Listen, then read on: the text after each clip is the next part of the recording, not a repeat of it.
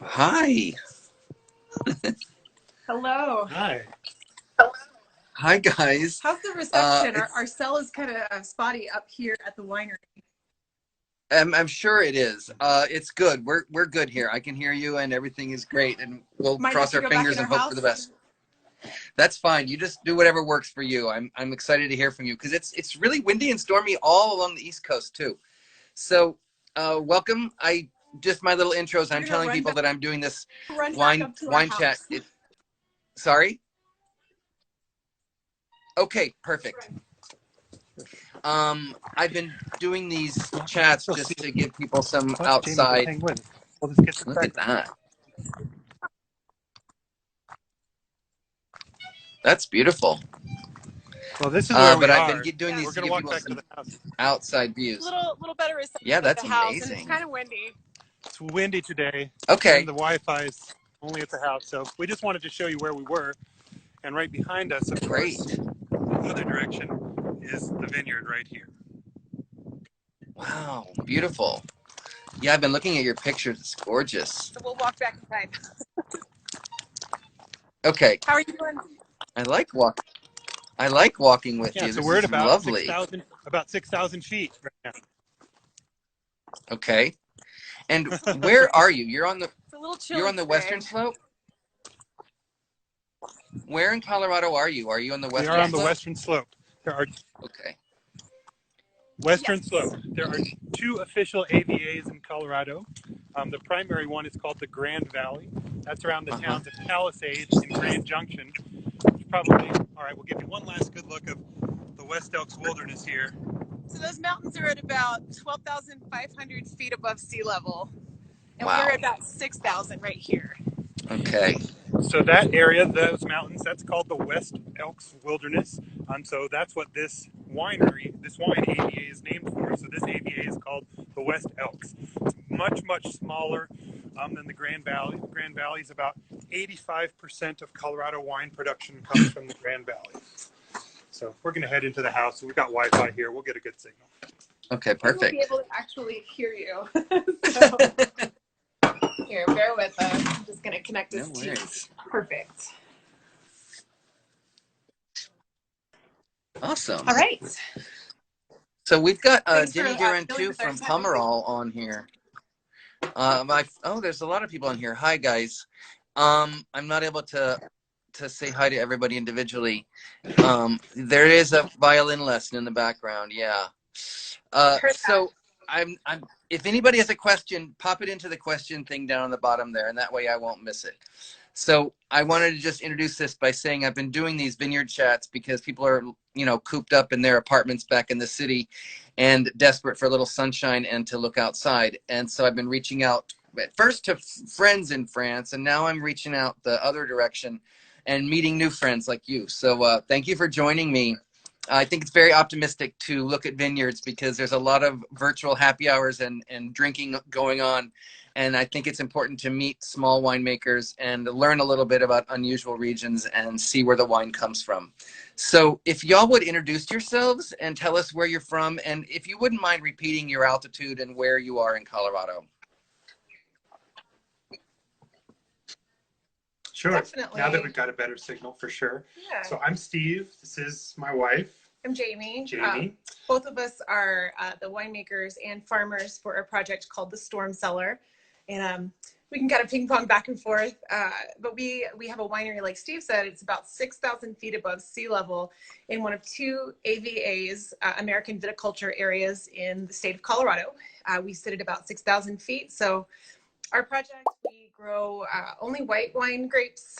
Also, we do Pinot Gris. We make a Pinot Gris rosé. So that's what we specialize in. Yeah, so we were sommeliers in Denver for many years, running restaurants, writing wine lists, doing consultation. Jamie's been a very successful writer with her blog and writes for lots of publications. And we always kind of had a vision of the next project. And, when you're a somm in a restaurant, you don't get much time off, but when you do, if you get to wine country, you get this amazing royal treatment. So for years and years, whenever we got any time off, we were always in wine country in some place or another. Interning and volunteering. Yeah. That was our formal training. And we looked at properties in California. We looked in Willamette, and then it was actually funny. We were literally sitting at the table with Sir Peter Michael at the Peter Michael Winery in Knights Valley, and he was asking, what's the state what's going on in Colorado. Yeah. That was in 2016, and we came back from that trip, and we started talking. We're like, what is going on in Colorado? And we started digging hard into what's going on here, and we found this AVA, which is super unique. There's only a dozen wineries here. It's very small, yeah. But this valley has a lot of similarities to places like Willamette Valley. Even though it's much higher elevation, this little valley it's the organic hub of the whole state of Colorado. We're up on a mesa. We look out over nothing but organic orchards and pastures and farmland as far as you can see. It's an amazing valley here for sure. So then you are organic. We are. Before we moved here, we purchased an existing vineyard, and it was conventionally farmed. So we've been in the process of converting it to organic practices. So we are minimal intervention on a lot of levels of our farming and winemaking. Yeah, people ask the question all the time, what's the interesting part about farming at 6,000 feet? And it's not just at 6,000 feet. We are in alpine desert. So we do have some biological threats, but they tend to be like what's going on right now. Tonight, it's going to get down to just below freezing. Amazingly, we still have not broken bud here. So we're still in the clear. California broke bud a month ago already, but at our crazy altitude, all that gets pushed back. So we get this hyper condensed growing season here. So we're probably 10 days away from bud break still, I would say, here. Okay. So yeah, because my mom and dad live on the eastern slope. They're over by Woodland Park in Colorado Springs, and she has to plant very, very late before her things will grow. So what are your soil types? You have clay and limestone? Basically clay and limestone. The limestone aspect of the vineyard, because it kind of undulates, because we're on a mesa that has between a 5 and a 12% grade. And so you'll get these pockets where you have a little bit more clay, pockets where you have a little bit more of this limestone that's actually called caliche. And it's a little over 8 as far as pH goes. So super poor soil. And you can really only find soil types like that in a few parts of the world. Santorini has similar pH, that high pH soil. Also like Champagne. And so those are places where white wine grapes do amazingly well. Like once the vine is established in that kind of soil, it can do really well. But it's really hard to establish new vines in our particular soil out here. And Dave Foss is on here, who's a friend of mine. He has the best wine bar in Brooklyn. And I want to ask just for him, what's your sulfites when you bottle and all of that? We do super minimal sulfite additions. We don't classify ourselves as, quote, natural wine. We do inoculate our fermentations. It's not natural ferment. Part of the reason behind that right now, we have plans for a new winery facility, but the winery we're currently using for years was just the machine shop on this property. Which we've turned into the winery, but we don't really know or even want to try and figure out what the ambient yeast in an old machine shop is like. So no open top anything in our winery right now. It's all closed. So we do inoculate. There are plans for a new winery. We actually had plans that were supposed to start this year, but everything has pushed our timetables back, unfortunately.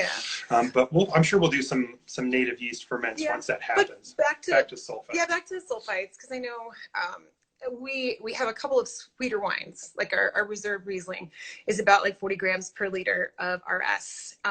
For that one, we do add a little bit of sulfites, but our additions are as minimal as we can be. The best part about the wines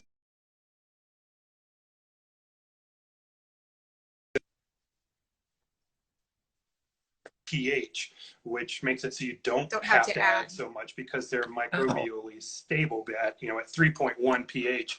You don't have too many microbial issues there. So we're pretty minimal with our sulfite additions. When you said you haven't had bud break, when do you typically harvest?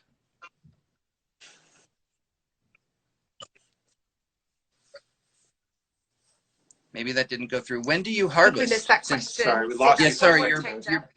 your bud break is a little bit later than most. When is your harvest typically? So typically and we've gone through 3 harvests, so we don't have a typical quite yet, but Okay. I would say as early as like September 7th was our first pick. I think our first year. The latest that we've picked is like October 15th, 17th. It's when sometimes we want to let the grapes hang on as long as possible. The Riesling needs to be obviously held on the vine as long as possible. That's the first variety of our 4 that we grow here that we prune, so that we can just,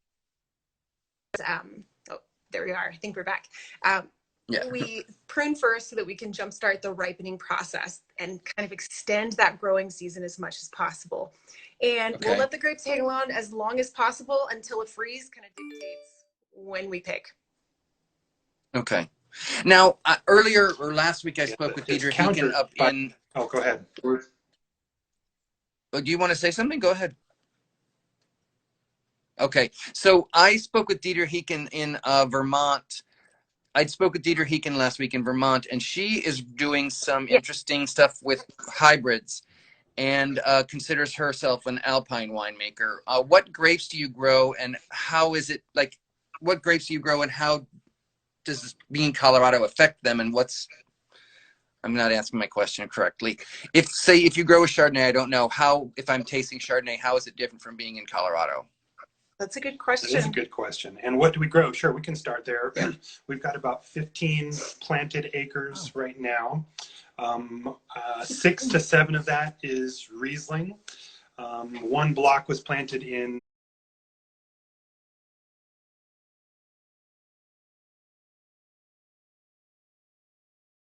2000. 1 block was planted in 2008.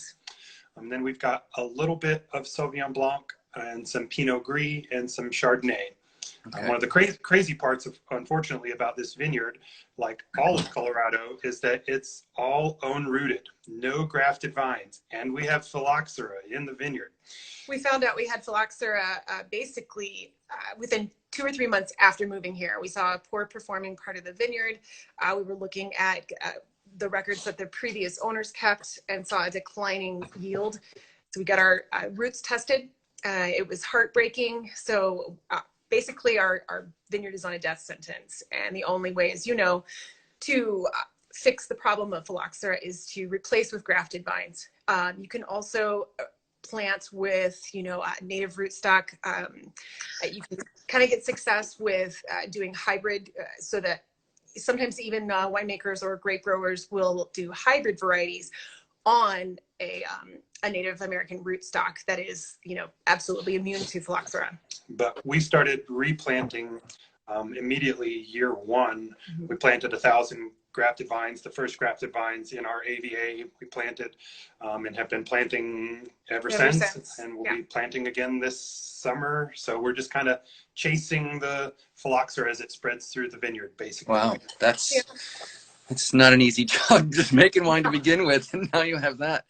Some days it's really hard to realize that. The worst part is that the phylloxera, the brunt of it, is literally right outside of our back door, so we just stare at it all the time. Wow. You guys are so positive, and it's a really hard time. It's really nice to see that. Can I ask you, there's some really great people who just got on here. Would you remind them your names, just where you came from as sommeliers, and then again your AVA and where you are? Sure. Yeah, I'm Jamie Henderson. This is my husband, Steve Steese, and we are out in Colorado. And I know a lot of people associate Colorado with Denver, the Front Range. Colorado's grape growing regions are actually on the western slope. And so there are 2 AVAs out here in Colorado, Grand Valley, which is near Grand Junction, so almost near Utah. They have more of a kind of a desert climate. Ours is more of an alpine desert climate. We're at about 1,500 feet higher than the Grand Valley here in the West Elks. And yeah, the 2 of us were in the restaurant scene. We were both sommeliers and managers in Denver for over 15 years each, and took a plunge in 2017 and bought a vineyard and started a winery the next year. Now that you said you were restaurant managers, I realize why you're handling the phylloxera, because restaurant managers, it's very underappreciated. Just kind of you handle things, and now Yes. it makes sense. And even if you don't handle it, you have a really good game game face. face. Yeah. Exactly. Yeah. So, That's something that is tell invaluable. me, if I taste your Riesling, what is going to tell me that, oh, this is Colorado Riesling or Sure. Sauvignon Blanc? Well, one of the other crazy parts about this vineyard and our purchasing of it, so it was owned by a winery that is in the other AVA in the Grand Valley. This was kind of their white wine outpost. So all the grapes that they grew here, they also grew at their other winery, and they would always blend the two together. So we had never really tasted what this vineyard could do in and of itself until we made our first vintage of wine. So kind of our first vintage and going forward has been minimal intervention, no winemaking tricks or Additions or anything. You know, just really trying to see what is actually going on here. Because if you look at a lot of the places in the world that are famous for Riesling, whether it's the regions in Germany, the Rhine, the Mosel, Falls, or if you're in Finger Lakes, there's a very heavy influence of humidity from a lake or a river, and there is zero humidity here. So it definitely affects the flavor profile. You know, there will never be a botrytis affected wine here. That is not in the cards for where we live. No. But there is the chance for some crazy late harvest. So we've got. Well, I was just going to add, like, as far as like a characteristic of what Colorado wine is like. I mean, we've seen some similarities to, say, like, what, Eden Valley, like, sure, you know, like an Eden Valley Riesling or something like that. Similarities to Finger Lakes, but like what Steve said, we're still learning what Colorado Riesling is like. Okay. So really high acid, definitely. I mean, it's inherent with the grapes characteristic anyway, but high acid, you know, we have a lot of like just that piercing lime. We do get a lot of, you know, peach, apricot notes, and just a leanness to it. So one of the interesting things is that we're at such a high elevation that the diurnal shift is really intense between day and night. So our grapes naturally hold on to acid, and Riesling already has acid in spades. So like in 2018, we made an off-dry Riesling that's got, you know, 30 grams residual sugar, and it was 13% alcohol still. You know, if you had a wine from Germany that had 30 grams residual sugar, it'd have 8.5% alcohol. So to get our acid levels to drop to a point where you're not just making lemon wine, you got to get the grapes ripe here. So it's an interesting balance of what happens. People think, oh, Colorado, it's a cold climate. That's not the case. We get to 100 degrees plenty of days, and the UV is off the charts at 6,000 You have to worry about sunburn a lot. That's so, yeah. When I'm out there, the altitude gets me in the dry air, but I gotta say, in the Denver airport, I don't know if it's still there, it's been a long time, there's a really cool wine bar called Crew, and I had a Riesling there, and I was at the restaurant, the kind of like the New Yorkie fancy restaurant at the Broadmoor. I had a Riesling there. And is there something true to the, when you're in high altitude, you want some racing wine like that to drink? I want it wherever I am personally. Same, but just the dryness. You're definitely, I don't know. For me, year round, I crave sparkling wine, a light, you know, white, crisp rosé, and maybe that I can answer just for myself. The dryness does make me want something a little bit more refreshing. So, who are your customers then? Is it more retail or is it restaurants? And where are you selling to? That's a good question. It's a pertinent question. Pertinent, timely, all those things. And how has it changed in the past month, please? That is the addendum to that question for sure. So our angle, sort of what we thought was our niche market was, and still is, was that we had spent years in the Denver restaurant scene, and we knew somms, we knew wine buyers, we knew restaurant owners, we knew great chefs. So we felt we had this to the Colorado restaurant scene that a lot of other wineries did not. And there's definitely, or they didn't see the need to like even push their wines to the restaurant scene. It's kind of like they would sell their wines out of tasting rooms out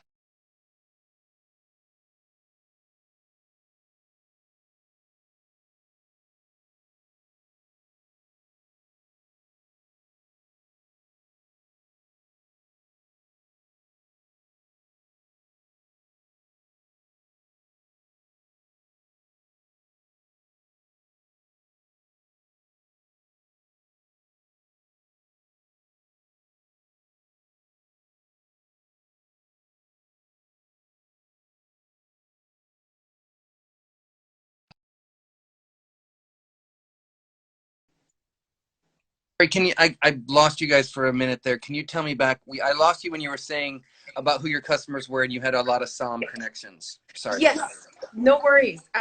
Yeah, we were both just mentioning that we wanted to basically, we saw a disconnect. We've said this multiple times that we would see a farm to table dinner and the chefs would be bringing in, Colorado food, but they would never bring Colorado wine to the table. And Colorado has definitely had a strong connection and support for breweries and distilleries, but just the support and the visibility of Colorado wine on a wine list was not present. Yeah, and in general, the state of Colorado, the people who live here, I don't think a lot of them quote get Colorado wine. We get spoiled by places like Napa Valley, for example, where there's this incredible consistency amongst vintages. That there is no such thing as vintage consistency in Colorado. You're going to find a wine you love one year, and you'll find the same wine from the same producer next year, and it's not going to taste the same. I mean, in 2018, our first vintage we bottled was the hottest, driest year in 25 years. 2019, the wine that's in tank that we're about to bottle was the coldest, wettest year in 25 years. It is dramatic vintage variation here. And you have to embrace that. And I think a lot of producers do, embrace that vintage variation, but it just comes to being a somm, educating your audience.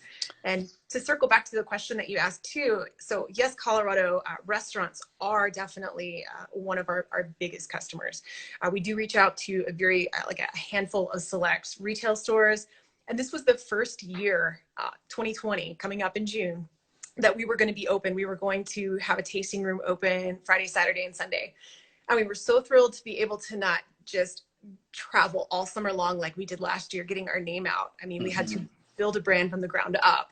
A is a hurdle. B, you're a Colorado winery. So a lot of times you get this, crossed arm answer, and kind of automatically someone's kind of shutting the door on your face when you say, hi, we have some Colorado wines we'd like to taste with you today. And they're just, and you have to really overcome that. But those were our three, I would say, sources of customers. And we've had to develop an online presence recently. It's difficult because, for people who don't know Colorado or really understand what we're talking about, our primary restaurant source is Denver. Denver is 4 hours away from us on the absolute other side of the Rocky Mountains. So it's a trek, which we did, 40 or 50 times last year. Yeah. And when you're farming full time, you go over and you get a couple accounts each time you go to Denver, and then you come back and farm. So it takes a long time just to have hit enough accounts that you have some sort of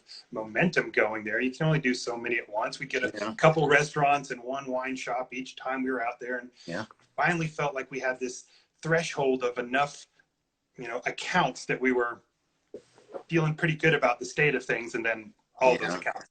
A friend of mine a friend in the Roussillon and a friend in Gaillac, which are not well-known regions, and they said it's hard making wine, but it's really hard selling wine, and it's clear that happens out there. And so Christy Frank, who's upstate in New York, reminded me it's the same in New York. It's very hard to sell New York State wine to diners in the restaurant.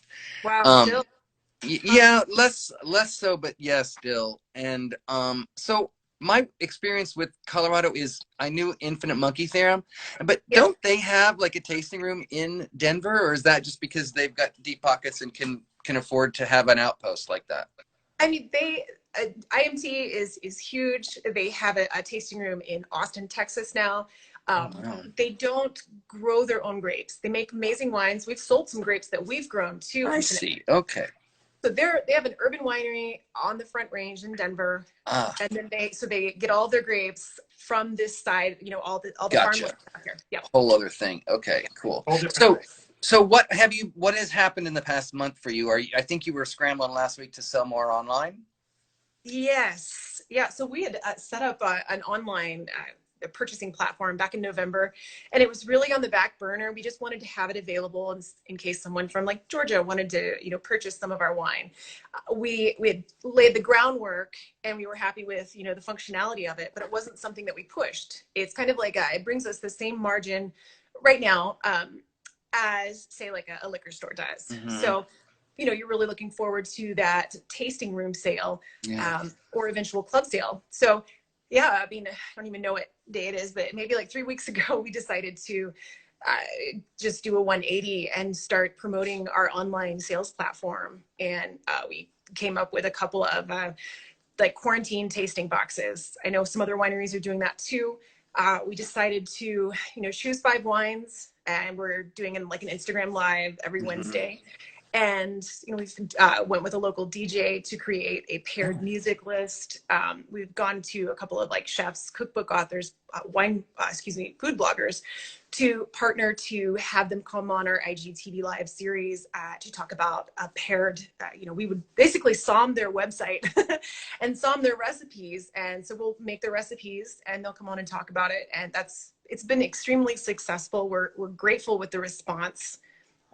Thankfully, even before, one of our favorite stories to tell. So I think we started the Storm Cellar Instagram account 6 months before we even closed on the property.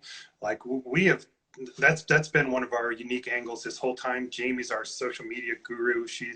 She's written a blog and has an Instagram presence called Holly and Flora. So she's got a huge following there, and we knew that was going to be part of our angle. So social media has been since day one part of our project. So we've really cultivated a really strong following, a family on there. And we know a lot of wineries that are struggling right now, wineries that rely totally on tourist traffic.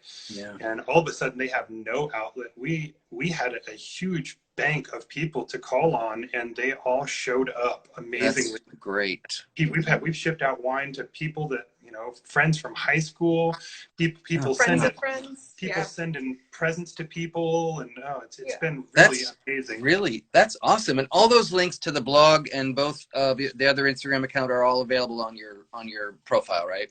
Yes. Yeah. Okay. Can I ask? I'll let you go because it's almost at a half an hour here. But just to wet some people's whistles and intrigue them, can you just tell me so I'm a customer and I'm having a piece of fish at my restaurant. Talk me into one of your wines. Give me some tasting notes and just one of your wines that you really like. One of the ones that we sold out of, and we're only making 40 cases of this year, is our Sauvignon Blanc.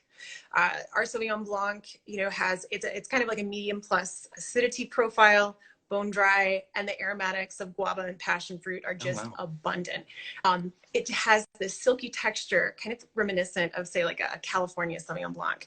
And as far as like a pairing for I would speak for Steve too, one of our favorite pairings is pairing it with like a local chev with some local honey on circumstantially a locally baked bread. That is one thing that we serve here when we have someone coming over. And for us, it's like a taste of the valley. And that brings us to that connection that you have and that magical moment that you have with like local growers and local winemakers. It's a unifying flavor, and experience.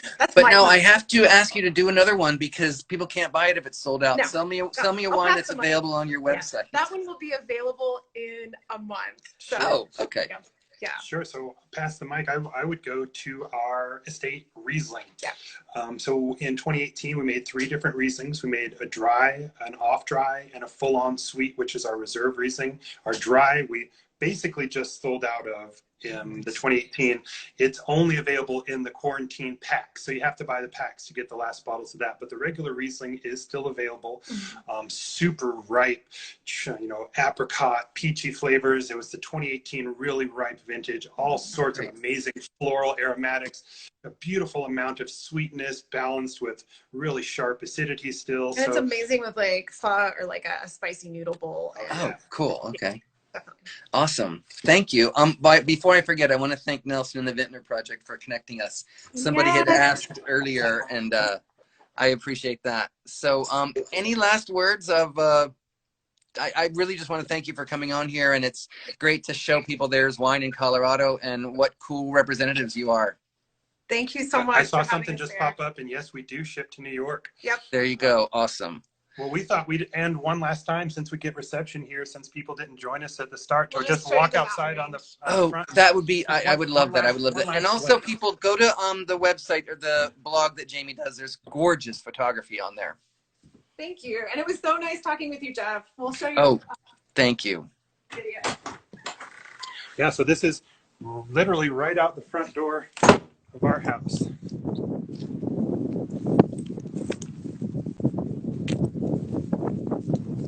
And that's at about 12,500 feet above sea level. And those are all of the valley where all of the organic farms are growing. So, Just peek over here. Wow. This is the Sauvignon See, Blanc vines, literally that's a right view. next to the house. yeah. Blessing and a curse to be That's around. incredible. That. All right. We'll let you go. I know you're at your cutoff. So thank you so much for having Thanks for having us, for sure. Yeah. You guys are lovely. Thank you so much. Be well now. You too. Yeah, Thank you too. Bye. Stay safe.